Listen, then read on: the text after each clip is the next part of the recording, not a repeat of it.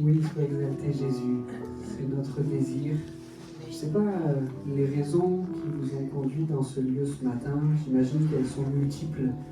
Passer un moment dans la présence de Dieu, retrouver des gens qui sont chers à nos cœurs, retrouver des amis, puisque en Jésus on dit qu'on est frères et sœurs, retrouver des frères et sœurs, plonger ce regard dans la parole de Dieu, dans la Bible. Il y a de multiples raisons qui très certainement vous ont conduit dans ce lieu. J'aimerais qu'on puisse en voir une toute particulière avec ce premier chant. Très rapidement, dans le début de ce chant, il dit « Dieu, nous voulons te louer ». Et voilà une des raisons tellement valables, tellement précieuses, qui nous ont emmenés dans ce lieu ce matin. C'est pour louer un Dieu qui est plus grand que nous, et heureusement, il n'a pas de mal me concernant. Un Dieu qui est merveilleux, ce chant nous dit, un Dieu qui est plein de lumière. Et c'est tellement bon de s'approcher de cette lumière, de cette sainteté, de cette grandeur, de cette majesté.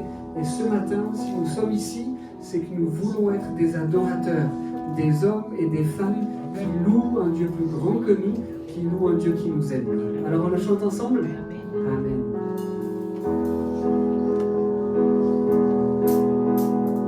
De lumière, nous voulons te louer, et de tout notre cœur te chanter. Tu as créé les cieux et la terre. De lumière, nous voulons t'élever, et dans nos vies entières t'honorer. Tu es celui dont l'amour durera toujours. Lève-toi, mon âme, pour le rencontrer, et avec les anges, viens le célébrer. Oh, Dieu de lumière, nous voulons te louer, et de tout notre cœur te chanter. Tu as créé les cieux et la terre. Dieu de lumière, nous voulons élever, et dans nos vies entières t'honorer. Tu es celui dont l'amour durera toujours. Amour insondable, patience infinie, grâce incomparable, qui nous rend la vie. Oh, Dieu de lumière, nous voulons te louer, et de tout notre cœur te chanter. Tu as créé les cieux et la terre. Dieu de lumière, nous voulons t'élever, et dans nos vies entières t'honorer. Tu es celui dont l'amour durera toujours. Lève-toi, mon âme. Lève-toi, mon âme, pour le rencontrer, et avec les anges, viens le célébrer. Oh, Dieu de lumière, nous voulons te louer, et de tout notre cœur te chanter. Tu as créé les cieux et la terre. Dieu de lumière, nous voulons t'élever, et dans nos vies entières t'honorer. Tu es celui dont l'amour durera toujours. Amour insondable, patience infinie, grâce incomparable, qui nous rend la vie. Oh, de la lumière, nous voulons te louer, et de tout notre cœur te chanter. Tu as créé les cieux et la terre. Dieu de lumière, nous voulons t'élever, et dans nos vies entières t'honorer. Tu es celui dont l'amour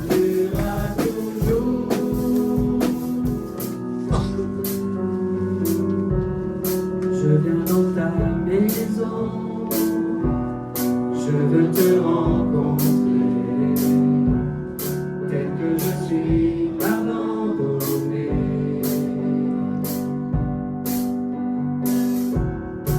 Alors que nous chantons, ton esprit me remplit, mon âme est libérée.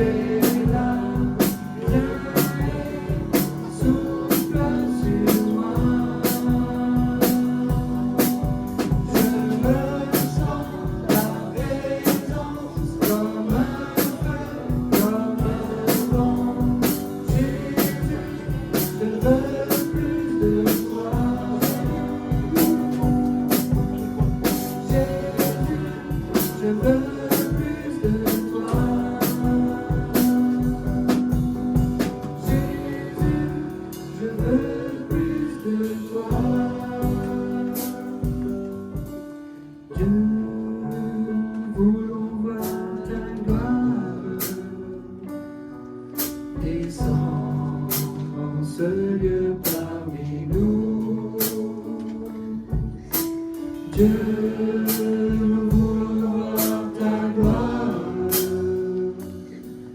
descends en ce lieu parmi nous. Oui, nous te donnons nos cœurs, nos vies, tout notre temps, sois le centre de nos valeurs, le motif de nos élans. Oui, nous venons, par le voile déchiré, merci pour ton salut,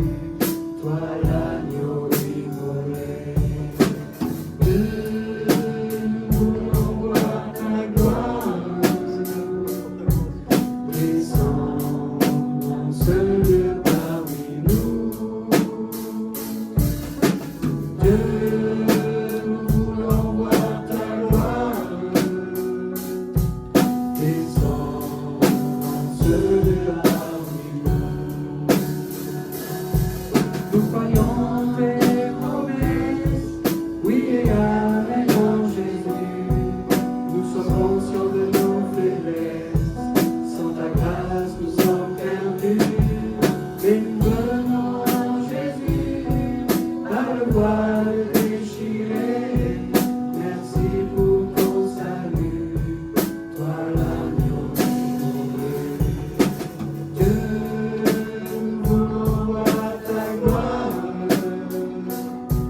descends dans ce lieu parmi nous. Dieu, nous voulons voir ta gloire, descends dans ce lieu parmi nous. Nous croyons tes promesses, oui et amen dans Jésus. Nous sommes conscients de nos faiblesses, sans ta grâce nous sommes perdus. Mais nous venons en Jésus, par le voile déchiré.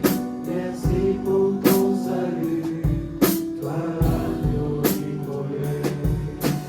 Dieu, nous voulons voir ta gloire,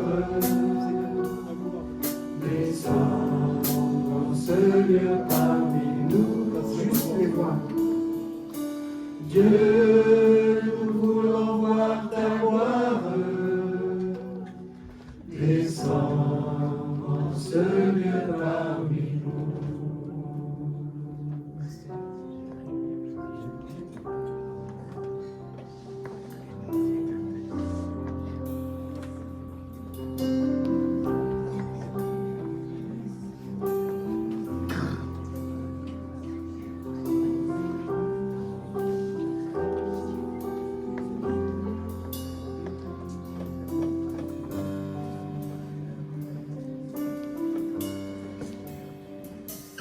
Quand je contemple ta sainteté, et quand je contemple ta beauté, et quand toutes les choses pâlissent à ta lumière, quand j'ai trouvé la joie pleine de ton cœur, quand je m'enveloppe de ton amour, et quand toutes les choses pâlissent à ta lumière. Oh, je t'adore, oui, je t'adore. Si je vis, Seigneur, c'est pour t'adorer. Oh, je t'adore, oui, je t'adore. Si je vis, Seigneur, c'est pour t'adorer. Reprenons quand je contemple. Quand je contemple ta sainteté, et quand je contemple ta beauté, et quand toutes les choses pâlissent à ta lumière,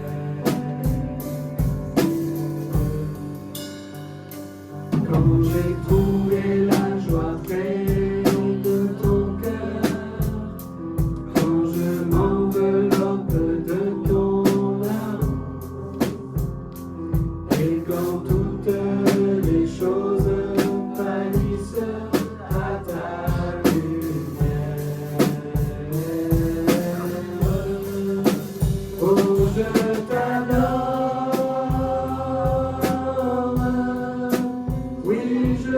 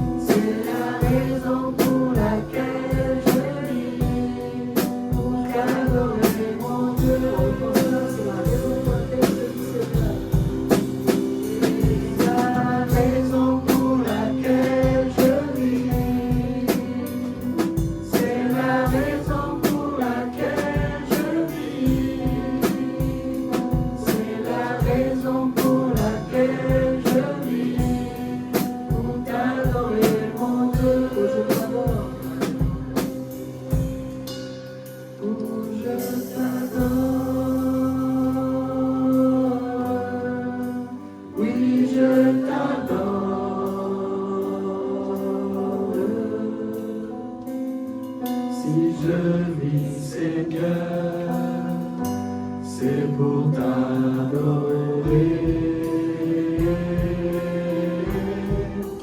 Oh, je t'adore.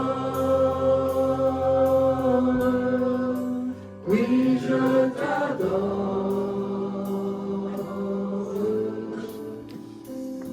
Si je vis, Seigneur, c'est pour t'adorer. Alors faisons-le de tout notre cœur.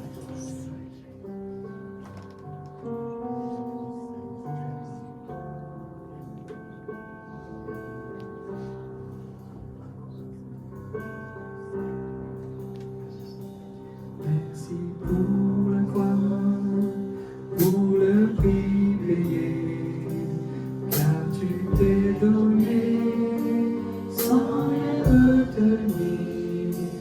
Précieux Jésus, précieux Jésus, ils sont pardonnés nos nombreux péchés, couverts par ton sang. Ils sont oubliés. Merci Jésus, merci Jésus.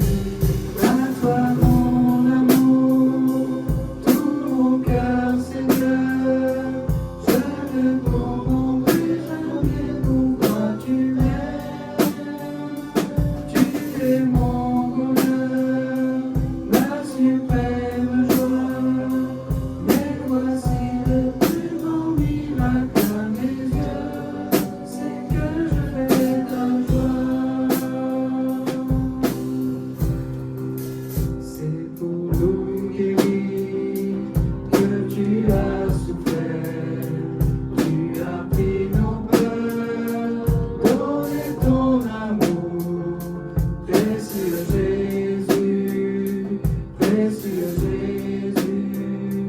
Tout est accompli, tu as triomphé, tu peux nous sauver si parfaitement. Merci Jésus, merci Jésus. À toi mon amour, tout mon cœur Seigneur. Je ne comprendrai jamais pourquoi tu m'aimes. Tu es mon bonheur, ma suprême joie. Mais voici le plus grand miracle à mes yeux, c'est que je fais ta joie. À toi mon amour, tout mon cœur Seigneur. Je ne comprendrai jamais pourquoi tu m'aimes. Tu es mon bonheur, ma suprême joie. Et voici le plus grand miracle à mes yeux, c'est que je fais ta joie. À toi mon amour, tout mon cœur Seigneur. Je ne comprendrai jamais pourquoi tu m'aimes. Tu es mon bonheur, ma suprême joie. Mais voici le plus grand miracle à mes yeux, c'est que je fais ta joie. Il nous est dit, c'est l'introduction à l'évangile de Jean, chapitre 1, verset 1. Au commencement, la parole existait déjà. La parole était avec Dieu, et la parole était Dieu. Elle était au commencement avec Dieu. Tout a été fait par elle, et rien de ce qui a été fait n'a été fait sans elle. En elle, il y avait la vie, et cette vie était la lumière des êtres humains. La lumière brille dans les ténèbres, et les ténèbres ne l'ont pas accueillie. Il y eut un homme envoyé par Dieu, son nom était Jean. Il vint comme témoin pour rendre témoignage à la lumière, afin que tous croient en lui. Il n'était pas la lumière, mais il vint pour rendre témoignage à la lumière. Cette lumière était la vraie lumière qui, en venant dans le monde, éclaire tout être humain. Elle était dans le monde, et le monde a été fait par elle. Pourtant, le monde ne l'a pas reconnue. Elle est venue chez les siens, et les siens ne l'ont pas accueillie. Mais à tous ceux qui l'ont acceptée, à ceux qui croient en son nom, elle a donné le droit de devenir enfants de Dieu. puisqu'ils sont nés non du fait de la nature, ni par une volonté humaine, ni par la volonté d'un mari, mais qu'ils sont nés de Dieu. Amen. Et dans ce passage, on peut voir que Jésus, que Dieu, du coup Jésus représente la lumière, que Jésus était au commencement, était avec Dieu. Il a participé à la création du monde, il a participé à notre venue sur la terre également. Jésus qui est venu sur la terre, Jésus qui s'est fait homme, Dieu qui n'a pas attendu que les hommes viennent vers Dieu, mais Dieu qui est venu vers les hommes. Et aujourd'hui, cette grâce, elle est encore disponible pour nous. Cette lumière, elle est encore accessible. Même si on peut voir qu'au dehors, les ténèbres sont présents, même si on peut voir que les ténèbres sont déchaînées dehors, on sait que la lumière, elle éclaire tout. On sait que la lumière, elle vainc la mort, elle vainc les ténèbres. Et cette lumière, elle est encore pour nous aujourd'hui. Et c'est marqué, elle est venue chez les siens, et les siens ne l'ont pas accueillie, mais à tous ceux qui l'ont acceptée, à ceux qui croient en son nom, elle a donné le droit de devenir enfants de Dieu. Et ce matin, on a cette grâce, on a cette joie, on a cette espérance que nous sommes enfants de Dieu, que nous portons cette lumière en nous, que même si des fois nous sommes au milieu de ténèbres, que même si des fois nous sommes au milieu d'épais nuages, mais nous savons que cette lumière, elle est au fond de nous, elle brille en nous, elle brille autour de nous. Alors je voudrais qu'on puisse se remémorer le fait que ce matin on est enfant de Dieu, que ce matin on a accepté cette lumière dans notre vie, et qu'on puisse aussi pas seulement garder cette lumière pour nous, mais la partager autour de nous, pour que ces personnes qui sont dans les ténèbres, que ces personnes qui sont dans ces épais brouillards, puissent voir une lueur d'espoir, puissent voir cette lueur d'espoir qui est Jésus. Amen. J'ai demandé à Tony, s'il veut bien venir pour partager la scène, et à Raphaël, pour qu'on puisse ensemble partager le repas de la scène et se remémorer l'œuvre merveilleuse de Jésus qui a fait pour nous la croix. Je viens t'offrir, Seigneur, ce que j'ai de meilleur. Je viens t'offrir ma vie. Oui, à toi Jésus-Christ, et merci, je suis fragile. Et même si c'est difficile, je vais croire à l'Éternel, je ferai louange à son nom, je chanterai Dieu mon essentiel, je chanterai à l'honneur de son nom. Te dire, Seigneur, que tu es mon bonheur.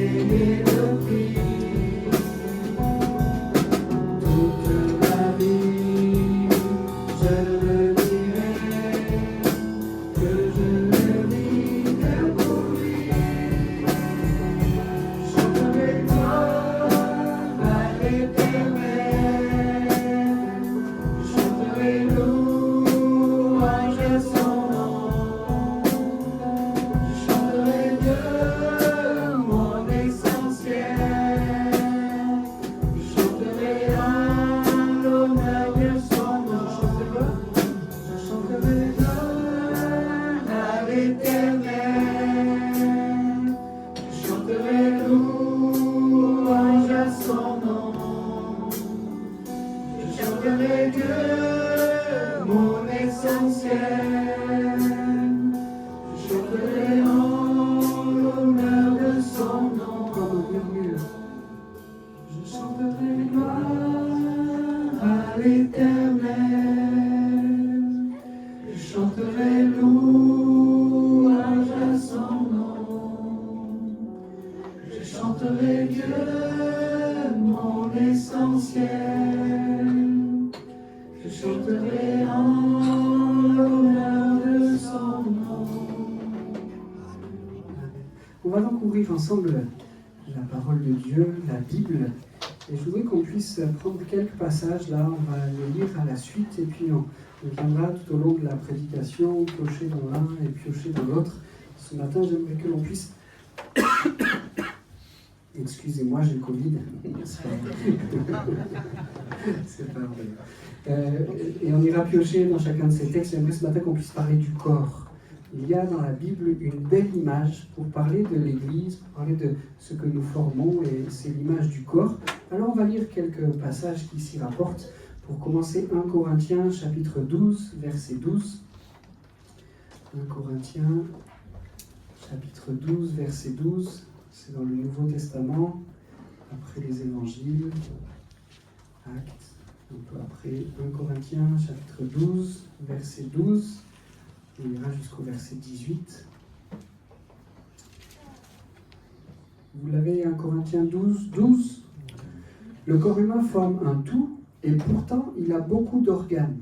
Et tous ces organes, dans leur multiplicité, ne constituent qu'un seul corps. Il en va de même pour ceux qui sont unis à Christ. En effet, nous avons tous été baptisés dans un seul et même esprit pour former un seul corps, que nous soyons juifs ou non juifs, esclaves ou hommes libres. C'est de ce seul et même esprit que nous avons tous reçu à boire. Un corps n'est pas composé d'un membre ou d'un organe unique, mais de plusieurs. Si le pied disait « Puisque je ne suis pas une main, je ne fais pas partie du corps », n'en ferait-il pas partie pour autant ? Et si l'oreille se mettait à dire « Puisque je ne suis pas un œil, je ne fais pas partie du corps », cesserait-elle d'en faire partie pour autant ? Si tout le corps était un œil, comment ce corps entendrait ? Et si tout le corps se réduisait à une oreille, où serait l'odorat ? Dieu a disposé chaque organe dans le corps, chacun avec sa particularité, comme il l'a trouvé bon. Amen. Et puis Romains chapitre 12, gardez 1 Corinthiens 12, on va y revenir dans un instant, mais on va maintenant dans Romains chapitre 12, verset 4. Romains 12, 4.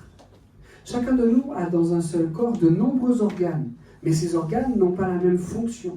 De même, alors que nous sommes nombreux, nous formons ensemble un seul corps par notre union avec Christ, et nous sommes tous, et chacun pour sa part, membres les uns des autres. Et nous avons des dons de la grâce différents que dans sa bonté, Dieu nous a accordés. Pour l'un, c'est la prophétie, qu'il exerce cette activité conformément à notre foi commune, pour l'autre, etc., etc. Et puis, on va à nouveau vers 1 Corinthiens 12, cette fois verset 26. Un membre souffre-t-il ?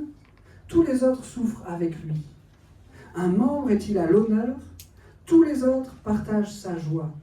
Or, vous êtes le corps de Christ, et chacun de vous en particulier en est un membre. Et puis, dans ce même chapitre, les versets 20 et 21. En fait, les organes sont nombreux, mais ils forment ensemble un seul corps. C'est pourquoi l'œil ne saurait dire à la main « Je n'ai pas besoin de toi », ni la tête aux pieds « Je peux très bien me passer de vous ». Voilà, ces quelques textes ont planté un décor et j'aimerais qu'on se laisse guider par l'Esprit de Dieu pour saisir le sens qu'il y a dans ces passages. On sait que la Bible est une parole vivante, on sait que Dieu utilise ce livre pour parler à notre cœur et pour venir nous rencontrer dans la situation qui est la nôtre. Ce livre a été écrit il y a longtemps, mais il est esprit et vie et il vient nous rencontrer dans ce que nous vivons aujourd'hui. Et ça, c'est tout à fait particulier, c'est tout à fait merveilleux. Commençons par souligner qu'il y a de la diversité dans un tout, de la diversité et dans un corps. Dieu aime la diversité. Et ça me plaît.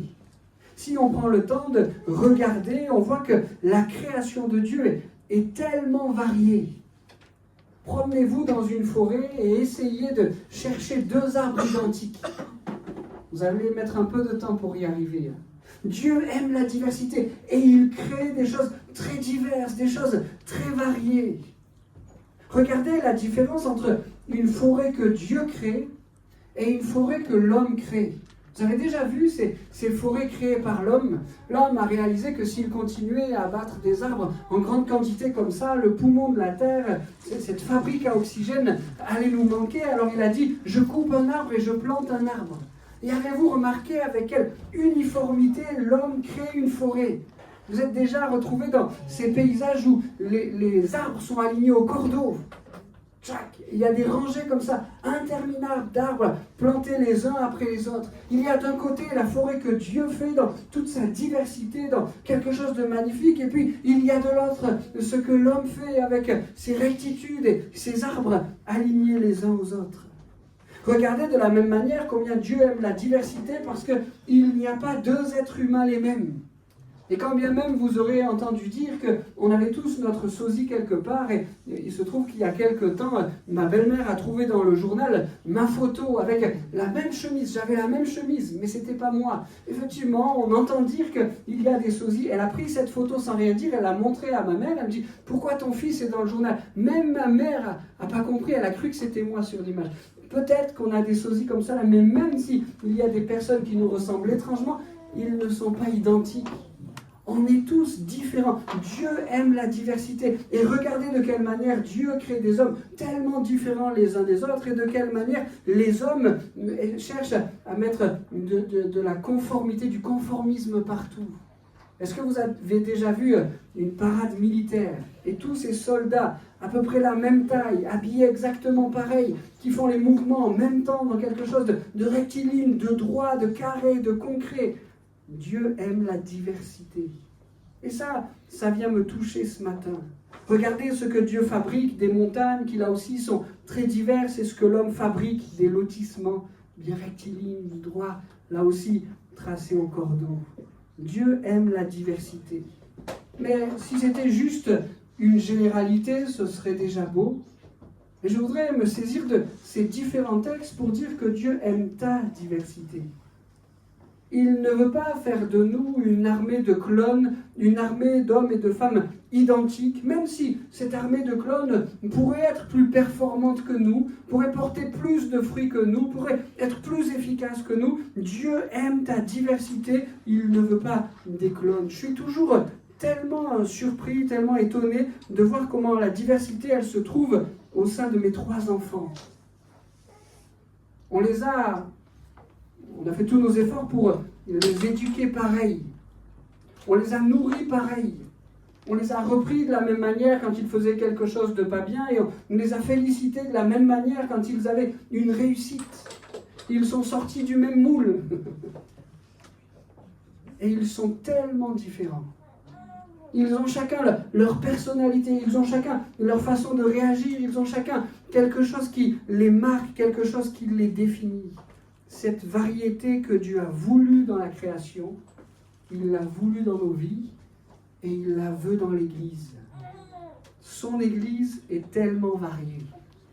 Je suis tellement content que l'Église fonctionne de cette manière-là. Je suis tellement content qu'il y ait de la diversité au milieu de nous, que chacun emmène sa part de diversité. Dans sa grandeur, Dieu nous a créés avec une identité propre, et c'est avec elle qu'on s'approche du Seigneur. C'est avec cette identité, c'est avec ce que nous sommes que nous nous approchons de Dieu. Conservez cette diversité, conservez ce que vous êtes.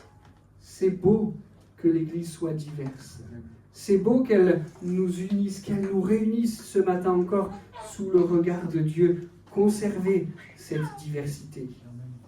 Attention, ça ne veut pas dire que Dieu ne veut pas changer des choses en nous. En bien des endroits, la Bible, la parole de Dieu nous montre que, par exemple, Dieu attend que nous fassions des progrès. Accepter sa diversité ne veut pas dire obtenir une excuse pour ne plus avoir à travailler sur soi. Ne plus avoir à progresser, ne plus avoir à grandir devant Dieu, ne plus avoir à faire des efforts pour se défaire de ses défauts ou bien essayer de consolider ses failles. Vous savez, c'est les fameux « je suis comme ça », si ça ne plaît pas aux autres, tant pis pour eux. Non, c'est pas ça l'expression de la diversité. Ça pourrait presque être une prise d'otage. Je suis comme ça, si ça ne plaît pas aux autres, tant pis pour eux, moi je suis là, moi je ne bouge pas. Moi je suis intransigeant comme cela. Non. N'abîmons pas la belle diversité que Dieu a voulu et restons sensibles pour faire part d'un ensemble et ne pas s'isoler et se mettre à la marge. Dieu aime la diversité, mais l'homme en a fait un sujet de division. Le racisme, l'homme en a fait un sujet de jalousie, la convoitise, l'insatisfaction. L'homme en a fait un objet d'uniformisation, on en parlait tout à l'heure. On gomme ses différences pour rentrer dans un moule. Oui, Dieu aime la diversité, mais le pendant négatif de la diversité, c'est la désunion. Comment est-ce qu'on fait pour unir ce qui est divers? Comment on fait pour réunir ce qui est différent? La Bible, dans ce texte, elle utilise une image si belle, tellement précieuse, tellement importante. On est tous des organes différents. Tout à l'heure, on dira, on a tous une utilité différente, mais on est réunis en un même corps. Dieu aime la diversité, mais il aspire dans le même temps à unir cette diversité. Il nous veut tous différents, mais il nous veut tous ensemble. Et si tout à l'heure je disais que j'aimais cette diversité, je peux souscrire aussi en disant j'aime cette unité dans l'Église. Merci Seigneur parce que tu nous as voulu divers, mais merci parce que tu es cet esprit qui nous unit ensemble, qui nous réunit ensemble. C'est le défi de l'Église. Et pour garantir cette unité, Dieu nous y aide. Dieu nous donne des éléments pour nous unir ensemble. Un seul Sauveur. Vous connaissez son nom? Jésus. Un seul Sauveur. Celui qui nous unit, celui qui est réuni. Une seule croix. Peut-être avez-vous remarqué que souvent, elle est imagée avec, il y a l'image qui représente ce moment de la croix, c'est 3 croix dressées les unes aux côtés des autres, mais il n'y en a qu'une sur laquelle le Sauveur est monté. Le Fils de Dieu est monté pour offrir sa vie. Et c'est cette action-là du pur, du juste, du saint qui donne sa vie pour pardonner les péchés. C'est cette action-là de Jésus-Christ qui accepte de mourir à la croix, qui nous unit, qui nous réunit. Un seul esprit. C'est lui qui nous maintient ensemble dans une harmonie. C'est lui le chef d'orchestre. Une seule motivation. C'est celle qui nous retient dans l'Église. Il y a des moments où la motivation pour être ailleurs pourrait venir là, mais si notre cœur, si notre motivation première, c'est de dire « je suis dans la présence de Dieu », alors cette motivation, elle nous retient dans sa présence, elle nous retient près de lui.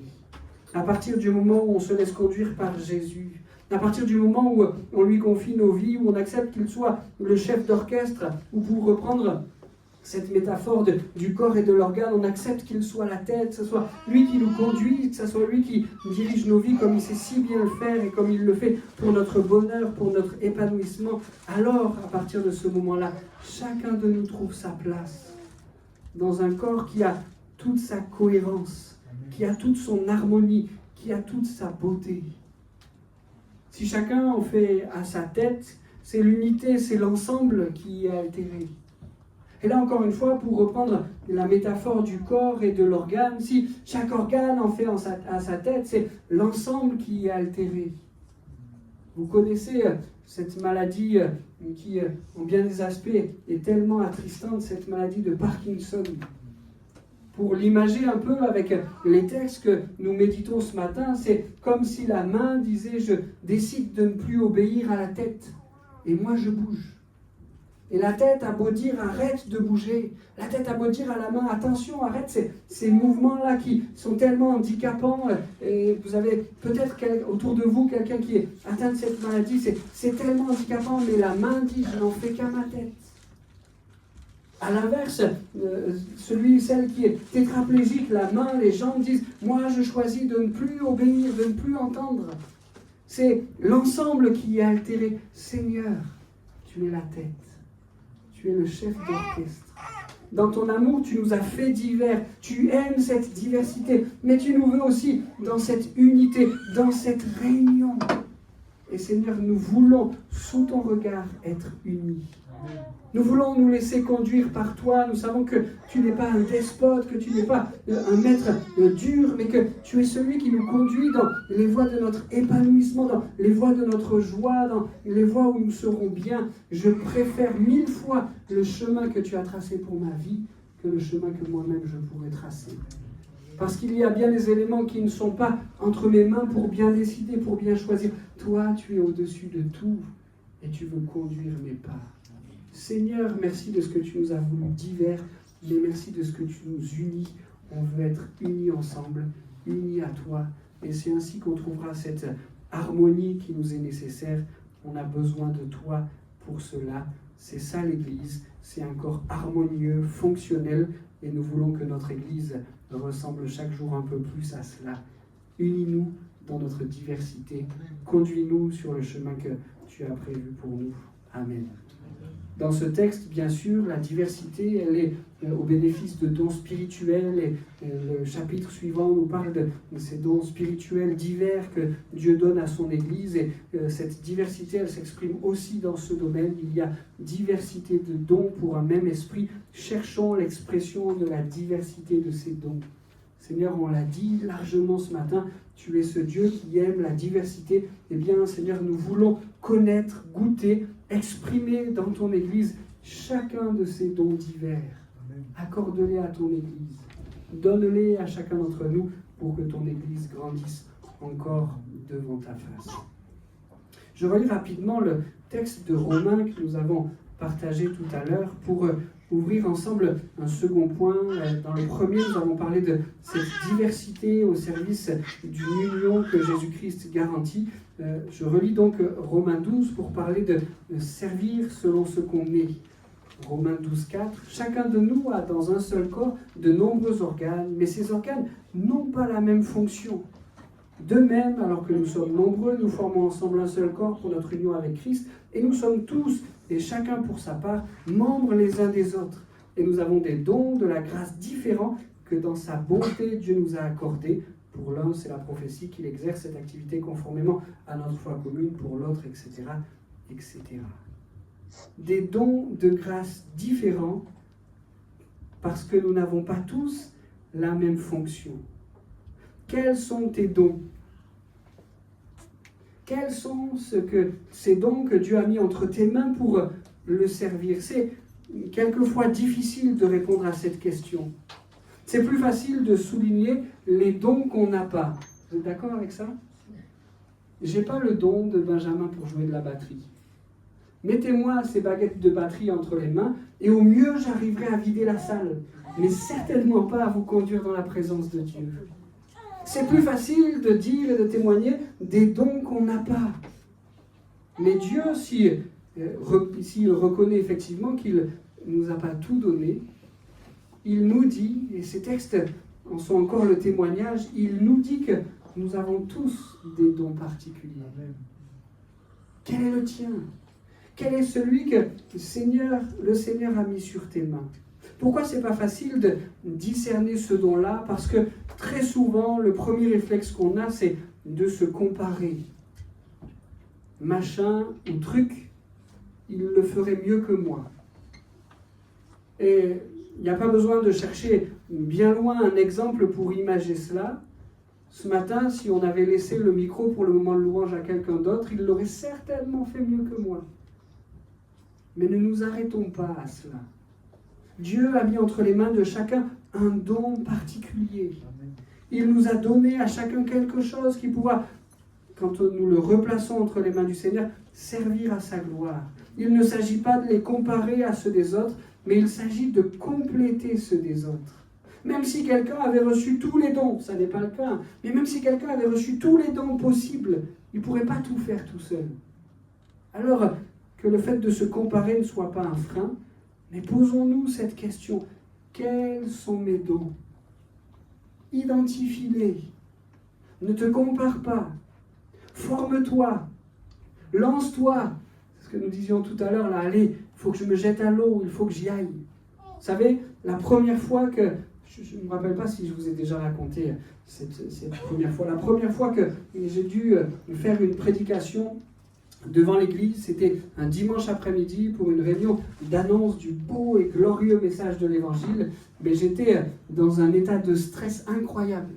Je m'étais préparé plusieurs semaines à l'avance, je savais ce que j'allais dire, j'avais travaillé, mes notes étaient en place, j'avais passé des heures en prière pour dire « Seigneur, aide-moi, sois avec moi, accompagne-moi ». Et il a fait tout ça.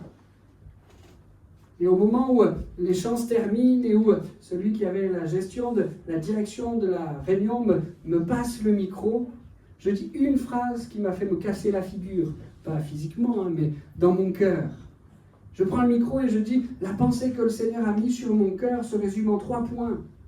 Et au moment où je dis ça, je dis, t'es bête, t'as 4 points. Et ça a suffi pour complètement me déstabiliser. Une petite voix dans ma tête me dit, mais c'était la seule phrase que tu pouvais préparer complètement là. C'était la première que tu donnais. C'était la seule phrase que tu pouvais préparer complètement. Et même celle-là, t'as pas réussi à la donner. Et dans ma tête, une petite voix, mais t'es nul. Quelqu'un d'autre devrait être là. Quelqu'un d'autre devrait parler de ce beau et de ce glorieux message de l'évangile que toi. Et le stress étant là, ces pensées étant dans ma tête, je développe la prédication à une allure phénoménale. Déjà là, je parle un peu vite, mais ça n'a rien à voir avec ce jour-là. Et à une allure phénoménale. En moins de 10 minutes, j'avais dit tout ce que j'avais à dire. On aurait pu, si on m'avait tordu, ma sueur aurait rempli un bocal. Et je descends de l'estrade, c'était fini. Il faut se jeter à l'eau. Il faut se lancer. Il y aura certainement des choses à améliorer, des choses à corriger, des choses à rectifier. Mais c'est ça aussi, être à l'école de Dieu. Quel est ton don? Quel est ton talent? Qu'est-ce que Dieu a mis entre tes mains pour lui rendre gloire? On est très divers. Et donc très certainement que ton don ne sera pas le mien, que mon don ne sera pas le tien. Mais c'est pas grave, Dieu l'a voulu comme ça, dans sa diversité. Mais ne privons pas Dieu du don qu'il a mis entre nos mains. On peut le garder égoïstement, ou on peut choisir de le lui remettre. Seigneur, ce que tu as mis entre mes mains, je veux le donner pour ton œuvre. Je veux le donner pour l'Église. Sers-toi de moi. Alors, je le redis, identifie quel est ton don, quels sont tes dons. Ne te compare pas, forme-toi, lance-toi, corrige-toi. C'est ce que j'ai cherché à faire après cette première prédication, corrige-toi. Et peut-être qu'aujourd'hui, en m'écoutant, des gens diront que je devrais faire la correction dans l'autre sens. Ma première correction a été d'augmenter une prédication de 10 minutes en quelque chose d'un peu plus long. Peut-être des gens disent, Jean-Emmanuel, corrige-toi dans l'autre sens. On a besoin de se corriger. C'est pas parce qu'on va se lancer, c'est pas parce qu'on va rentrer dans ce service, c'est pas parce qu'on va donner ses dons à Dieu pour son œuvre que ça va être parfait du premier coup et pour le reste de notre vie. Mais on va améliorer, on va corriger. Et Dieu va se servir de notre diversité pour faire part d'un corps. Identifie-les, ne te compare pas, forme-toi, lance-toi, corrige-toi et persévère. Amen. Ne t'arrête pas dans ton don. Ne t'arrête pas de servir Dieu. Ne t'arrête pas de servir dans l'Église. Persévère. Dieu veut se servir de chacun d'entre nous. J'aime à voir combien c'est vrai dans l'Ancien Testament déjà. C'est vrai tout le temps, mais déjà dans l'Ancien Testament, on voit que Dieu a réservé une place à chacun. C'est vrai par exemple pour la famille des Lévites. Je ne sais pas si vous avez fait attention à ce passage dans le livre des Nombres, où on voit que dans la famille des Lévites, c'est une grande famille que Dieu a voulu consacrer pour son service, pour l'œuvre de Dieu. Et à l'intérieur de cette grande famille, il y a 3 branches de familles plus restreintes. Mais on voit qu'à chacun, il est donné une responsabilité particulière dans le tabernacle. Une première partie de cette famille, c'est les Gershonites. Et dans Nombre 3,25, voilà la responsabilité qui est à leur. Pour ce qui concerne la tente d'assignation, on remit aux soins des fils de Gershon, donc les Gershonites, le tabernacle et la tente, la couverture, le rideau qui est à l'entrée de la tente d'assignation, et puis il y a encore d'autres choses, mais c'était leur responsabilité, c'était leur champ de compétences. Et puis il y avait une deuxième partie de cette famille des Lévites qui, eux, s'appelaient les Kéatites, qui avaient une autre responsabilité. Nombre 3.31, ont remis à leurs soins l'arche, la table, le chandelier, les autels, les ustensiles du sanctuaire avec lesquels on fait le service, le voile et tout ce qui en dépend. Et puis il y avait une troisième partie de cette famille des Lévites, les Mérarites, Nombre 3.36, ont remis à leur garde et aux soins des fils de Mérari les planches du tabernacle, les barres, ses colonnes et ses bases, tous ses ustensiles et tout ce qui en dépend. Et toute cette famille des Lévites, chacun à sa place, était en capacité, chaque fois qu'il fallait lever le camp, à enlever le tabernacle, c'est-à-dire le temple, l'église, la maison de Dieu à ce moment-là. Ils étaient capables, chacun selon leur partition, chacun selon leur talent, de démonter cette partie, de la charger et de la remonter, de la reconstruire sur leur prochain lieu où ils s'installaient dans le désert. Chacun à sa place. C'est vrai que ce qui était vrai pour les Lévites, c'est aussi vrai pour l'ensemble. Là, on a parlé de la famille des Lévites, mais on voit que dans la parole de Dieu, il y a une place pour chacun. Imaginez-vous bien que pour déplacer, selon certains commentateurs, c'est plus d'1 million de personnes. Imaginez-vous bien que pour déplacer plus d'1 million de personnes dans le désert pendant plus de 40 ans, il y avait du travail pour tout le monde. Le Seigneur a placé entre nos mains des dons particuliers, des dons divers, des dons différents, que nous puissions les mettre à l'usage de Dieu, à l'usage de la maison de Dieu. C'est vrai que dans l'Ancien Testament, dans le Nouveau, la construction de tout ça, c'était quelque chose de très patriarcal, réservé aux hommes. On le comprend dans la culture, dans l'époque, mais malgré cette culture, cette époque, on voit que dans le plan de Dieu, dans la parole de Dieu même, il y avait une place pour les femmes dans l'œuvre de Dieu. J'en ai relevé quelques-unes là. Anne, Déborah, Jochébed, c'est la femme de Moïse, Myriam, Esther, Ruth, Rahab, la femme vertueuse des livres des Proverbes, Abigail, la femme de David, Sarah, elle aussi, elle a quitté sa patrie sans savoir où aller. Elle aussi, elle a fait ses bagages pour aller dans un endroit qu'elle ignorait encore parce que Dieu lui avait parlé. Séphora, la femme de Moïse, Marthe et Marie, Marie, mère de Jésus, Évodie, etc., etc. Une place pour chacun dans l'œuvre de Dieu. Et que dire des enfants? Quelle place pour eux dans cette culture aussi où les enfants étaient un peu mis à l'écart? Et pourtant, pour eux aussi, on trouve une place dans l'œuvre de Dieu. L'enfant Samuel, l'enfant Moïse, avant de devenir le chef du peuple d'Israël, il a été cet enfant Moïse qui s'est formé auprès de Pharaon. La servante de Naaman, quand on se souvient du témoignage de cette jeune fille auprès de son maître. Myriam, Josias, l'enfant, on ne connaît pas son prénom, mais celui qui a donné ses 5 pains et ses 2 poissons pour nourrir une foule entière. La Bible nous montre que chacun a sa place dans l'œuvre de Dieu. Alors ne considère pas que les dons, Dieu les a offerts à quelqu'un d'autre et pas à toi. Nous faisons partie d'un corps. Et nous sommes chacun un organe différent, avec une fonction différente. Mais donnons à Dieu de rentrer dans cette fonction. Jouons le fait de notre organe à plein. Imaginez que tout d'un coup, votre foi dise non, j'arrête, en fait, j'ai pas de talent, j'ai pas de don, j'ai pas reçu des capacités particulières, et puis le corps peut bien se débrouiller sans moi. On serait vite un peu malade. Hein. Et encore le foie, je dis ça pour plaisanter, hein, mais le foie, ça serait pas trop grave, mais imaginez que l'estomac s'arrête. Pour moi, ça serait coûteux quand même. Seigneur, je veux jouer ma fonction.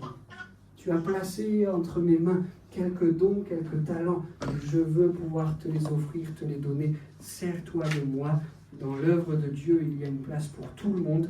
Ne néglige pas le don que tu as reçu, même si tu le regardes en disant « mais c'est juste 5 petits pains, 2 poissons pour une foule de 5000 hommes, sans compter les femmes et les enfants. » C'est pas grave. Remets cela entre les mains du Seigneur et il le multipliera.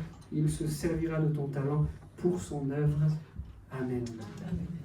Quand ce texte-là de Romains 12 qui nous retient, nous parle de cette fonction qu'ont les organes pour travailler ensemble au corps, je relève ce texte nous dit quelque chose de très important. Nous formons ensemble un seul corps par notre union avec Christ. Nous formons ensemble un seul corps par notre union avec Christ. Ces dons que Dieu nous a donnés ne sont rien sans cette petite phrase-là, sans notre union à Christ. C'est primordial de veiller à cela, notre union avec Christ. Si on s'inscrit dans un service, si on s'inscrit dans l'expression d'un don que Dieu nous a donné, mais qu'on n'est pas vigilant à ce que notre union avec Christ soit toujours préservée, soit toujours gardée, on passe à côté de ce qui est primordial. On perd l'essence de ce que doit être notre service pour Dieu. Si notre union à Christ n'est pas un critère premier, alors tout ne sert à rien. Si notre union à Christ n'est pas le critère premier de notre engagement, de notre service, alors on passe à côté du but. Et pour reprendre l'exemple que je donnais tout à l'heure, on pourrait, pour chaque dimanche matin, passer le micro à un chanteur célèbre. Moi, je suis nul pour ça, là. Donnez-moi un ou deux noms de chanteurs célèbres. Vianney, allez, il aurait mieux chanté que moi ce matin. Si notre union à Christ, c'est pas primordial, c'est pas la valeur de ce qui fait notre service pour Dieu, alors donnons la place à quelqu'un d'autre, il le fera bien mieux. Allez, Vianney, un autre. Rémi Oui, mais Rémi, on sait qu'il est attaché à Dieu quand même. Quelqu'un de ce monde, un chanteur de ce monde. Johnny Ouais, il n'est plus de ce monde, mais on aurait du mal à lui demander de faire. Mais ok. Vous comprenez ce que je signifie. Dieu nous a donné des talents, mais ils ne sont rien si on n'est pas vigilant à notre union à Christ. Seigneur, je veux te donner, je veux t'offrir, je veux te servir, je veux, Seigneur, travailler pour toi, travailler dans ton église pour servir ton nom, pour rendre gloire à ton nom. Mais je sais que ça sera stérile si je ne suis pas vigilant à une chose, mon union à toi. Est-ce que je suis attaché à toi? Est-ce que je marche avec toi? Ou est-ce que je donne cette illusion le dimanche matin et le mardi à faire quelque chose de très spirituel, mais ma vie est à l'envers de toutes ces choses? Seigneur, je veux veiller, je veux travailler à mon union à toi. C'est quelque chose qui doit être une priorité. Et puis, je relis ce passage de 1 Corinthiens 12, verset 26, pour introduire le troisième et le dernier point de cette prédication, 1 Corinthiens 12, 26. Un membre souffre-t-il? Tous les autres souffrent avec lui. Un membre est-il à l'honneur? Tous les autres partagent sa joie. Or, vous êtes le corps de Christ, et chacun de vous en particulier en est un membre. J'aime ça aussi. Et pour résumer ce que ce passage dit, on en lira un autre tout à l'heure, pour résumer ce que ce passage dit, j'ai trouvé deux petits mots, mais qui pour moi m'ont beaucoup parlé, j'espère qu'ils vous parleront aussi. C'est faire corps. Faire corps ensemble. Ce que ce texte signale ici, c'est que cette Église, cette épouse que Jésus-Christ se bâtit, ce corps qu'il forme, c'est quelque chose de l'ordre d'une union, de l'ordre d'une unité, pas simplement couché sur le papier, pas simplement pour faire bien quelques heures, mais quelque chose qui est de l'ordre de « je fais corps avec ». Et s'il y a un membre de ce corps, on pourrait dire, pour reprendre les expressions utilisées plus haut, s'il y a un organe de ce corps qui souffre, je souffre aussi. Et je souffre avec lui. Et s'il y a un organe qui est mis à l'honneur, je ne veux pas le regarder un peu de haut en disant « ouais, je vais essayer de l'écraser pour que demain ce soit moi qui sois mis à l'honneur », mais on se réjouira, nous dit le texte, avec lui. Que ce soit ça l'Église. Faire corps.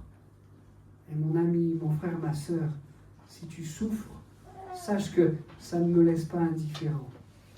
Et que je veux souffrir avec toi. Peut-être pleurer avec toi. C'est sûr, prier avec toi. Quand tu le verras, mais aussi quand tu ne le verras pas. Prier ensemble. Que notre Église soit celle-ci, celle qui fait corps dans les moments de combat, et la parole de Dieu nous en signale plusieurs. J'ai pensé par exemple à ce combat que Néhémie devait mener pour rebâtir la muraille, et s'il n'y avait que cela à faire, ça aurait déjà été un exploit, mais il a dû faire cela dans des circonstances tellement difficiles, son ennemi venant là, Sanballat, et cherchant à arrêter ses travaux, arrêter le fait que cette muraille soit rebâtie, mais le peuple, avec Néhémie à sa tête, a fait corps. Et vous vous souvenez ce passage où il est mentionné qu'il travaillait avec l'épée d'un côté et les outils de l'autre pour rebâtir cette muraille. Et ensemble, chacun devant sa maison, nous signale le texte, ils ont rebâti la part de la muraille qui demain allait les protéger, chacun devant sa maison. Et on met pierre après pierre. Et quand l'ennemi est là, on pose la truelle un instant pour sortir l'épée. Et quand l'ennemi est de l'autre côté, eh bien, on écoute la trompette, et là où la trompette sonne, eh bien, on pose la truelle et on va aider l'autre. Et ensemble, la muraille va être reconstruite. Parce que le peuple a fait corps. Si un organe, si un membre souffre, je souffre avec lui. Menons nos combats ensemble. Pas simplement dans une union du dimanche matin, du mardi soir, mais dans une union réelle. Un organe souffre, je souffre avec lui. Un organe est mis à l'honneur, je me réjouis avec lui. Faisons corps, soyons cette église-là. Qu'il n'y ait pas de rivalité ici, quelqu'un est à l'honneur, pas de jalousie, mais je partage sa joie. Pas de dispute, mais la paix. C'est dans le livre des Proverbes au chapitre 14, un cœur paisible contribue à la vie du corps. Un cœur paisible contribue à la vie du corps. Seigneur, on va être cette église dans la paix. Pas de dispute, pas de jalousie, pas de « ah, il est mis à l'honneur et pas moi », etc. Simplement un corps uni, faire corps pour travailler ensemble à l'œuvre de Dieu. Formons aussi ce corps dans cette belle et glorieuse reconnaissance. Un culte n'est pas l'addition de louanges individuelles, mais c'est une harmonie, c'est une partition. C'est une mélodie qui est douce aux yeux du Père. Faisons corps pour chanter, pour jouer cette mélodie le dimanche, en semaine, le week-end, etc. Faisons corps pour jouer cette harmonie pour la gloire du Seigneur. Et puis, je termine avec ce texte, 1 Corinthiens 12, 20, 21. En fait, les organes sont nombreux, mais ils forment ensemble un seul corps. C'est pourquoi l'œil ne saurait dire à la main, je n'ai pas besoin de toi, ni la tête aux pieds, je peux très bien me passer de vous. Qu'il n'y ait pas des sentiments comme cela au milieu de nous, je n'ai pas besoin de toi. Même si je suis main et donc je suis très différent de celui qui est œil, je comprends, je sais que Dieu a voulu les deux et que les deux ont leur importance. Et que les deux ont leur place, la main et l'œil et le pied. Et même s'il y a des grandes différences entre tous ces organes-là, tous sont précieux, tous ont leur importance. Alors ne disons pas à l'un, j'ai pas besoin de toi, ou à l'autre, ma place est plus importante, mais qu'il y ait en nous ces sentiments d'harmonie, ces sentiments d'unité, pour reprendre ces deux petits mots, faisons corps. Amen. Alors je résume rapidement cette pensée que nous avons cherché à développer, les défis du corps, notre diversité dans un seul corps. Dieu aime la diversité et il veut nous unir selon notre diversité, il veut nous unir en lui. Et pour nous y aider, il nous a donné un seul sauveur, une seule croix, un seul esprit, une motivation qui nous permet à faire corps, à vivre de ce corps. Le deuxième point de ce message, c'était servir selon ce qu'on est. On est très divers, on a des dons de grâce différents, mais Dieu veut que nous soyons à son service, nous puissions travailler pour lui. Identifie tes dons, ne les compare pas, forme-toi, lance-toi, corrige-toi et persévère. Dieu veut se servir de toi pour faire éclater sa gloire. Et puis, le troisième point de ce message, faisons corps ensemble. Un souffle, un se réjouit, on pleure avec lui ou on se réjouit avec lui, on fait corps ensemble, on a besoin des uns des autres, que cela puisse être largement exprimé au milieu de nous. Amen. Avant de laisser la place à Rémi, qui terminera avec quelques annonces, je vous propose un instant de prière. Seigneur, tu as entendu ce que nous avons partagé ce matin, même, je le sais, tu as inspiré ce que nous avons parlé ce matin. Et nous désirons que ces choses soient marquées dans chacun de nos cœurs, dans le mien en premier. Aide-nous à être ce corps harmonieux que tu veux que nous soyons. Aide-nous, Seigneur, à être sensibles à ce que toi, Jésus, la tête, nous indique, nous guide pour que nous soyons ce corps harmonieux, ce corps en bonne santé, ce corps qui t'honore, mais aussi ce corps qui va de victoire en victoire. Seigneur, sers-toi de chacun de nous pour nous conduire là où tu veux nous conduire, pour nous donner les victoires que tu veux nous accorder. Sers-toi de chacun d'entre nous selon les dons que tu nous as communiqués. Et donne-nous de faire corps ensemble. Donne-nous de cette harmonie, cette mélodie, de la faire ensemble. Tu es ce chef d'orchestre et nous voulons être sensibles à ce que tu attends de nous pour que ton Église soit belle. Elle l'est déjà, mais nous voulons qu'elle le soit chaque jour un peu plus pour ta gloire.